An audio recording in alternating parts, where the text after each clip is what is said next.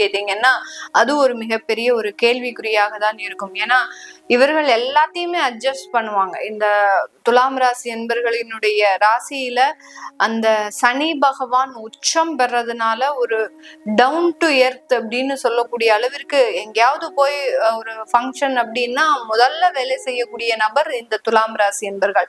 எங்கேயாவது ஒரு பிரச்சனை நடக்குது அப்படின்னா எல்லாரையும் சமாதானப்படுத்தி அவர்களுக்கு உண்டான நேர்மறையான விஷயங்களை சொல்லி கொடுக்கக்கூடிய நபர்கள் இந்த துலாம் ராசி என்பர்கள். இப்படி எல்லா இடத்திலையும் ஒரு பொது இடமாக இருந்தாலும் சரி, ஒரு குடும்பமாக இருந்தாலும் சரி, ஒரு தொழில் வேலை, இப்படி எல்லா இடத்திலையும் ஒருவரை புரிந்து நடந்து கொள்ளக்கூடிய நபர்கள் நம்ம துலாம் ராசி அன்பர்கள்.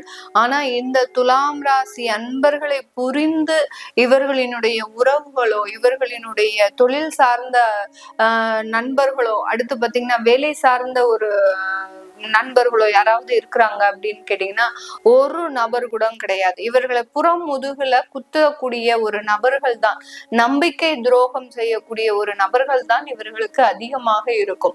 எதிரிகள் தொந்தரவு அதிகப்படியாக இருக்கும். எல்லாரையுமே அரவணைச்சு போனா எனக்கு எதிரியே இருக்காது அப்படின்னு நினைக்கக்கூடியவர்கள் இந்த துலாம் ராசி என்பர்கள். ஆனால் இவர்கள் யாரையெல்லாம் அரவணைக்கிறாங்களோ அவர்கள் தான் முதல்ல ஒரு எதிரியாக மாறக்கூடிய ஒரு அமைப்பு அப்படின்றது இந்த துலாம் ராசி என்பர்களுக்கு இருக்கும்.